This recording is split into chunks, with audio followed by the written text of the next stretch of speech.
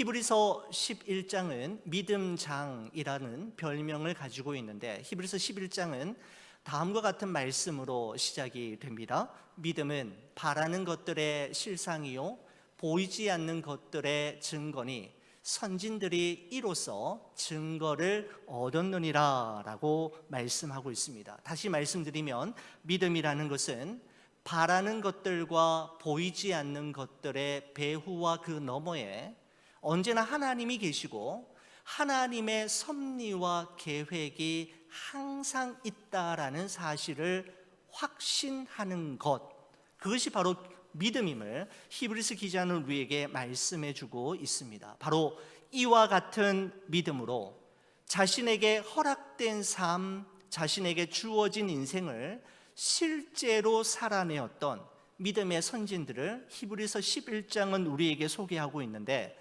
아벨을 그 시작점으로 시작해서 에녹과 노아, 아브라함과 사라, 이삭과 야곱을 소개했고, 오늘은 여러분과 저에게 히브리서 기자는 요셉이라는 한 믿음의 사람을 소개해 주고 있습니다.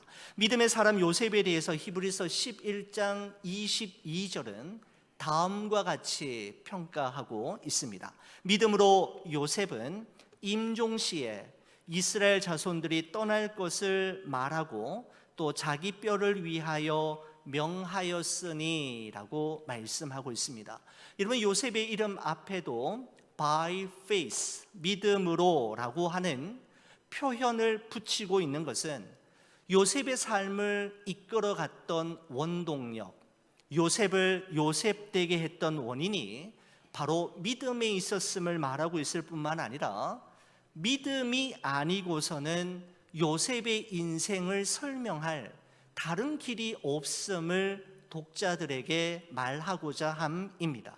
여러분, 요셉의 인생 여정 가운데 우리가 주목할 만한 여러 가지 에피소드들이 많이 있지만, 오늘 이 시간에는 그 가운데서도 창세기 39장 1절에서 6절까지의 말씀을 우리가 먼저 살펴본 후에 다시 히브리서 11장 22절의 말씀으로 돌아와서 요셉의 믿음을 우리가 확인해 볼 때 요셉의 믿음이 어떤 믿음이었는지가 보다 더 선명하게 드러나겠다라는 생각이 듭니다.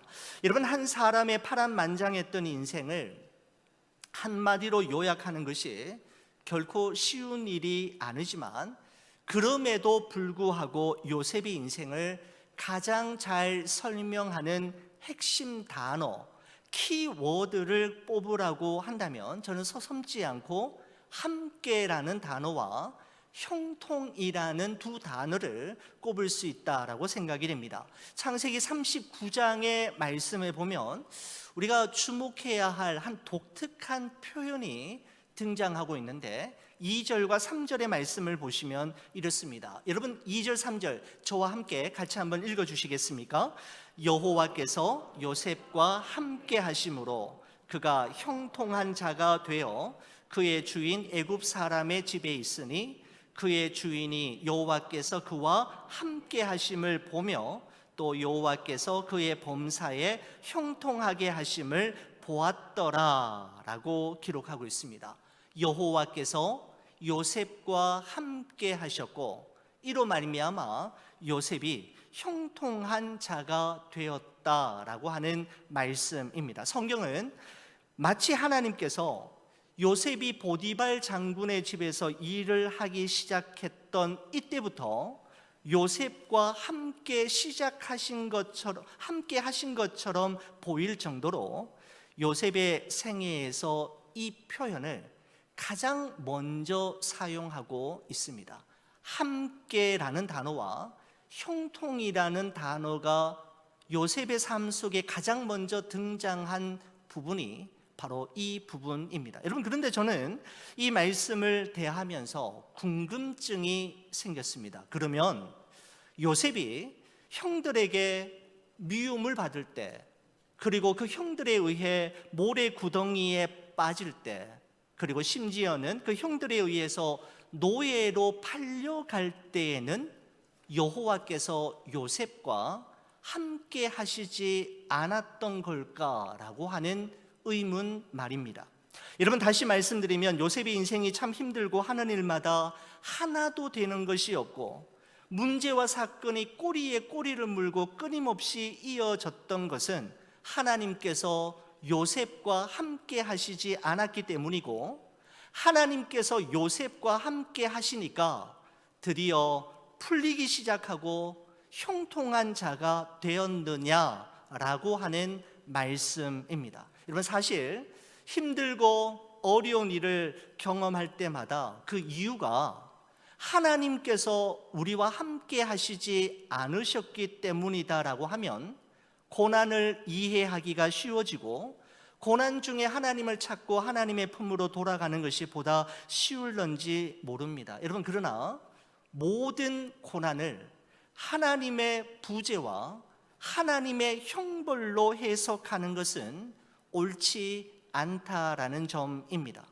요셉이 형들에게 미움을 받고 요셉이 형들에 의해 모래 구덩이에 던져지고 심지어는 이방인의 손에 팔려서 자신의 의지와는 상관없이 애굽으로 오게 된 것이 하나님께서 요셉과 함께 하시지 않았기 때문이라고 말하는 것은, 그렇게 쉽게 단정을 짓는 것은 맞는 말이 아니라는 말씀입니다. 오히려 이렇게 해석하는 것이 옳을 것 같습니다.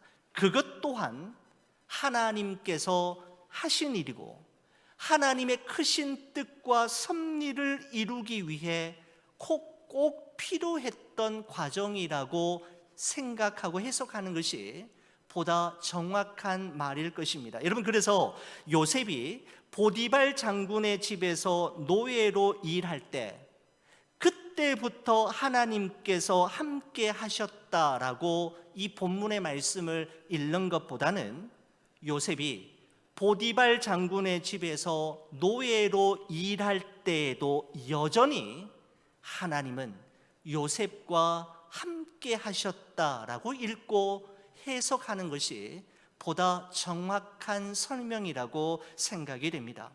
여러분, 분명한 것은 고난은 하나님의 부재의 증거가 되고 형통은 하나님의 임재의 증거가 되는 것이 아니라는 것이죠. 고난의 순간이든지 형통의 순간이든지 모든 순간에 우리 하나님은 당신의 자녀들과 함께 하시고 그 모든 시간들과 모든 사건들을 통해 하나님의 크신 뜻과 섭리를 이루는 재료와 도구로 사용하신다는 것입니다. 여러분, 그러므로 우리 사랑하는 성도 여러분, 여러분과 저희의 삶이 형통하고 평안할 때에는 하나님의 함께 하심과 하나님의 은혜 덕분임을 기억하고 감사하실 뿐만 아니라, 때때로 시련이 있고 어려움이 있고 우리 뜻대로 되지 않을 일들이 많을 때에도 하나님의 함께 하심을 의심하지 말고 그 시간을 기도하며 또 인내함으로 견뎌낼 수 있기를 간절히 축원을 드립니다. 여호와께서 함께 하심으로 요셉이 형통한 자가 되었고 여호와께서 그의 범사를 형통하게 하셨다라고 하는 이 정말 멋진 표현이 요셉의 생애 가운데 한 번 더 기록된 곳이 있습니다. 여러분, 언제일까요? 여호와께서 요셉과 함께 하시고 이로 말미암아 요셉이 형통하게 되었다라고 하는 이 표현이 한 번 더 기록된 곳이 있는데, 여러분, 언제 기록되었을까요? 드디어 모든 고난을 통과하고 마침내 애굽의 총리가 되었을 때, 그때 성경이 바로 요셉이 이렇게 된 것은 하나님이 함께 하셨고 형통케 하셨기 때문이다라고 기록하고 있는 걸까요? 여러분, 그렇지 않습니다. 그러면 언제 형통이라는 단어가 또다시 등장하게 되는 걸까요? 요셉이 미세스 보디발 부인에 의해 억울한 누명을 쓰고 죄수의 몸이 되어 감옥에 갇혔을 때 이 표현이 한 번 더 등장하고 있는 것을 보게 됩니다.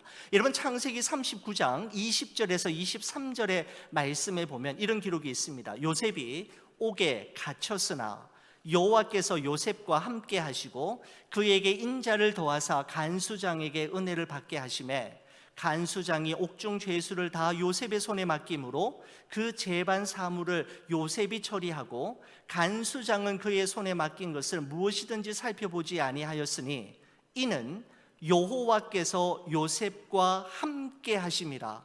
여호와께서 그의 범사에 형통하게 하셨더라 라고 기록하고 있습니다.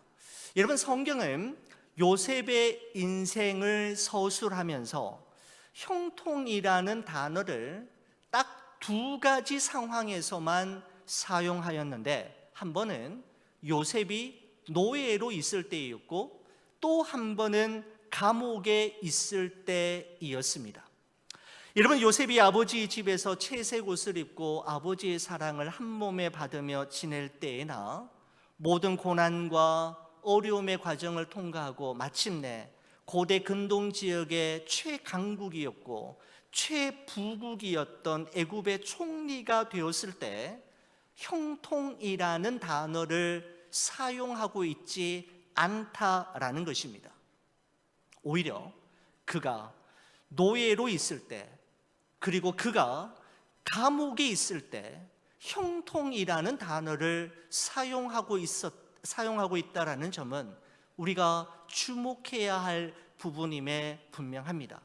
우리가 흔히 생각하는 형통이라는 것은 세상에서 성공하는 것이지 않습니까? 아무런 문제 없이 편안하게 사는 것, 남의 머리가 될지언정 꼬리가 되지 않는 것이라고 생각하지만 하나님의 말씀인 성경은 형통을 좀 더 다른 관점에서 해석하고 있는 것입니다. 바로 성경이 정의하는 형통이라는 것은 하나님과 동행함으로 하나님의 원하심을 이루며 살아가는 것, 내가 지금 있는 이곳은 하나님이 보내신 곳이며 내가 지금 하고 있는 이 일은 하나님께서 내게 맡겨주신 일임을 기억함으로 신실함과 정직함으로 그리스도인답게 살아갈 때, 바로 이 시츄에이션을 형통이라는 단어로 성경은 표현하고 있다라는 것입니다.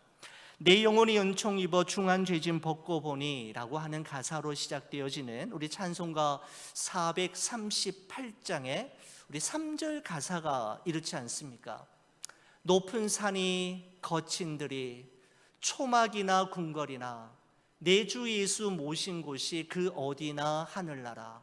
할렐루야 찬양하세. 내 모든 죄 사함 받고 주 예수와 동행하니 그 어디나 하늘나라라고 이야기하고 있습니다. 여러분, 그렇습니다. 천국이 어떤 곳일까요?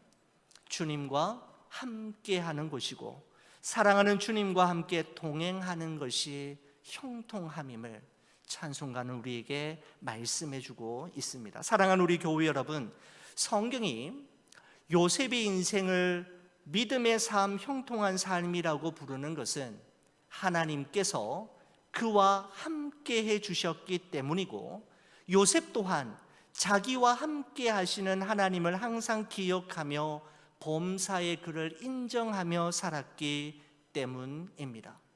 여러분과 저의 남은 여생 또한 우리를 사랑하시되 십자가에서 자신의 몸을 내어주시기까지 사랑하시고 우리와 함께 하시되 세상 끝날까지 우리와 함께 하시겠다라고 말씀하신 예수님과 동행하는 형통한 삶의 주인공이 되시기를 간절히 축원을 드립니다. 여러분, 이러한 요셉의 믿음의 배경을 가지고, 이 배경 지식을 가지고 히브리서 11장 22절의 말씀을 여러분 다시 한번 보시겠습니다. 이렇게 기록하죠. 믿음으로 요셉은 임종시에 이스라엘 자손이 떠날 것을 말하고 또 자기 뼈를 위하여 명하였으며 라고 말씀하고 있습니다. 아버지의 품을 떠난 요셉이 애굽 사람 보디발 장군의 집에 노예로 살아가기 시작했을 때 그의 나이는 17살이었습니다. 그리고 모든 고난과 어려움의 시기를 잘 통과하고 애굽의 총리가 되었던 나이가 30세였고요. 그는 향년 110세의 일기로 생을 마감하게 됩니다. 여러분, 이렇게 볼 때 요셉은 애굽에서 무려 93년을 살았고 언제까지 국가 요직에 앉아 있었는지 정확하게 알 수 없지만 모든 사람들이 부러워할 만한 대접과 인정을 받으며 80년을 살았던 인물이었습니다. 여러분, 이런 요셉이 자신의 인종이 가까이 다가왔음을 직감했던 어느 날 형제들을 한 자리에 모은 자리에서 그의 생애 마지막 말 최후의 유언을 남기게 되는데, 그 유언의 내용이 창세기의 마지막 장인 50장에 24절과 25절에 다음과 같이 기록되어 있습니다. 제가 한번 읽어보겠습니다.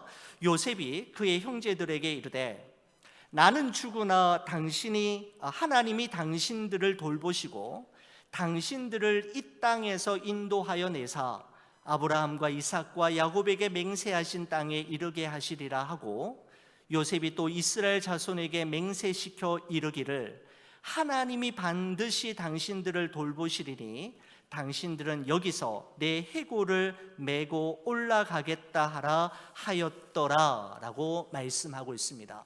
여러분, 이 두 절의 말씀 속에서 이 요셉이 남기는 유언을 두 가지로 요약할 수가 있습니다. 첫 번째는 이것입니다. 나는 죽지만 하나님께서 당신들을 돌보실 것입니다 라고 하는 유언입니다. 여러분, 요셉은 이렇게 말하지 않았습니다. 형님들, 내가 죽지만 절대로 걱정하지 마십시오. 내가 누구입니까?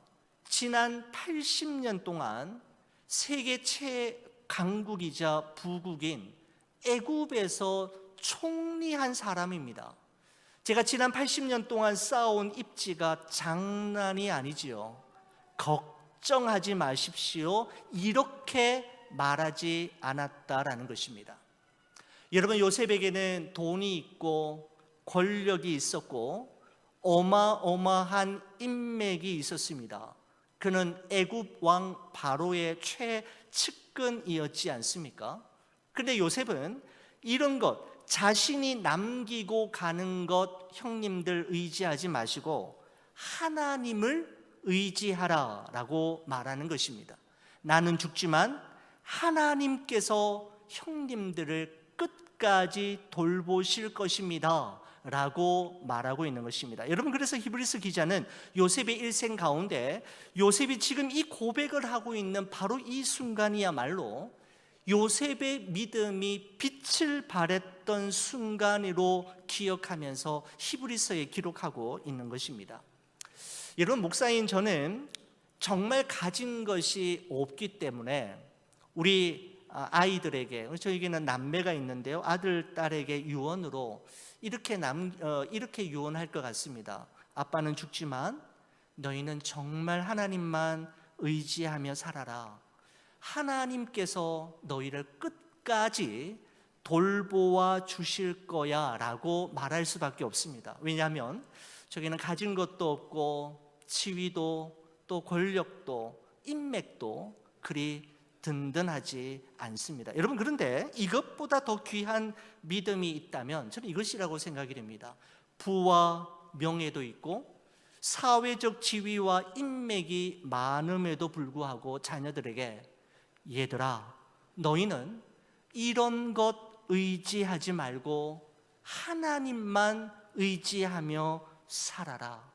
이런 것들이 너희를 돌보는 것이 아니라, 너희를 지켜줄 것이 아니라 하나님만이 너희를 돌보실 거야 라고 말할 수 있다면, 여러분, 이런 믿음은 정말 대단한 믿음이라고 생각이 됩니다.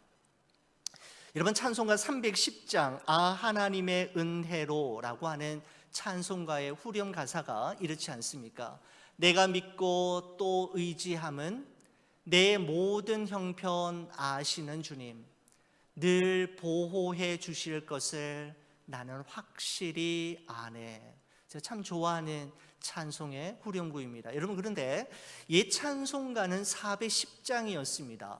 410장 옛 찬송가의 후렴 가사는 이렇습니다. 내가 믿고 또 의지함은 내 모든 형편 잘 아는 주님.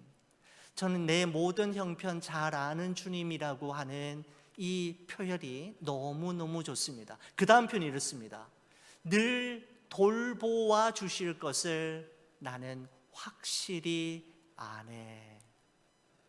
늘 보호해 주실 것을 나는 확실히 아네라고 하는 가사도 참 좋은데, 저는 늘 돌보아 주실 것을 나는 확실히 아네라고 하는 이 가사가 보다 제 마음에 와닿고 옛 찬송가의 번역이 저는 더 좋은 것 같습니다. 여러분, 그렇습니다. 지금 이 순간까지 여러분과 저의 인생을 돌보아 주셨던 것처럼 여러분과 저의 남은 여생과 우리 자녀들의 앞길과 미래와 장래를 돌보아 주실 분은 오직 하나님이십니다. 나는 죽으나 하나님께서 너희를 끝까지 돌보아 주실 거야. 우리 생애의 마지막 유언이 이와 같은 신앙의 고백이 되었으면 정말 좋겠습니다. 여러분, 요셉의 두 번째 예언은 형들에게 사실 부탁하는 겁니다.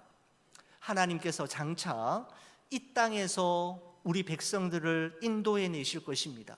그래서 아브라함과 이삭과 야곱에게 약속하신 땅에 이르게 하실 터인데, 그때 나의 해골을 약속의 땅으로 함께 가지고 가 주십시오라고 하는 유언이었습니다. 여러분, 이 유언을 히브리서 11장 22절에서는 약간 변경되어서, 그렇지만 의미는 동일하게 이렇게 표현했죠. 믿음으로 요셉은 임종시에 이스라엘 자손들이 떠날 것을 말하고 또 자기 뼈를 위하여 명하였으며 라고 기록하고 있는 것을 보게 됩니다. 여러분, 이것은 요셉이 지금까지 한 번도 자신이 돌아갈 본향을 잊지 않고 살았음을 의미하는 고백입니다.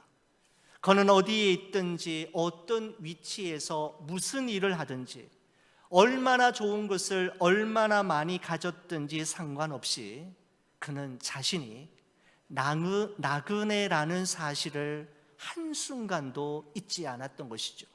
나는 이곳에 머물다 이곳에서 죽을 존재가 아니라 이곳에서 비록 살아가지만 내가 가야 할 곳, 돌아가야 할 영원한 본향이 있음을 기억하므로 그는 나그네와 순례자의 모습으로 살았다라는 것입니다. 여러분, 어떻게 생각하십니까? 요셉이 지금 93년 동안 애굽에서 살았고 그 중에서 80년을 국가 공무원으로 요직에서 성공한 이민자로 살았다면 요셉은 애굽인에 가까울까요? 아니면 유대인에 가까울까요? 93년을 애굽에서 살았고요, 그 중에서 80년을 애굽의 국가 요직에서 공무원으로 살았습니다. 여러분, 그렇다면 바로 이 애굽 사람이라고 해도 조금이라도 어색하지 않고 애굽에서의 삶이 훨씬 더 익숙했을 때인데, 요셉은 자신의 마지막 임종의 시간에 마지막 부탁으로 자신의 해골과 뼈를 고향 땅 가나안에 묻어주기를 바랬던 것입니다. 요셉은 자신의 삶의 대부분의 시간을 애굽에서 살았고, 애굽에서 총리가 되었고, 애굽에서 성공했고, 애굽에서 인정받는 이민자의 삶을 살았지만 요셉은 한 번도 애굽을 자신의 뼈를 묻을 땅으로 생각하지는 않았던 것이었습니다. 93년이라고 하는 정말 파란만장했던 삶을 살았던 요셉에게도 때로는 모든 것을 포기하고 모든 것을 중도 하차하고 싶을 만큼 정말 힘들고 어려웠던 시간들, 외롭고 괴로웠던 순간들이 얼마나 많았겠습니까? 여러분, 그럴 때마다 그를 견뎌내게 만들었고 버텨내게 만들었던 것은 자신이 언젠가는 반드시 돌아갈 영원한 본향이 있다라는 사실과 그 본향에 대한 소망이 있었기 때문입니다. 요셉은 비록 애굽에서 살았지만 애굽인이 아니라 나그네요, 순례자임을 항상 기억했던 것이죠.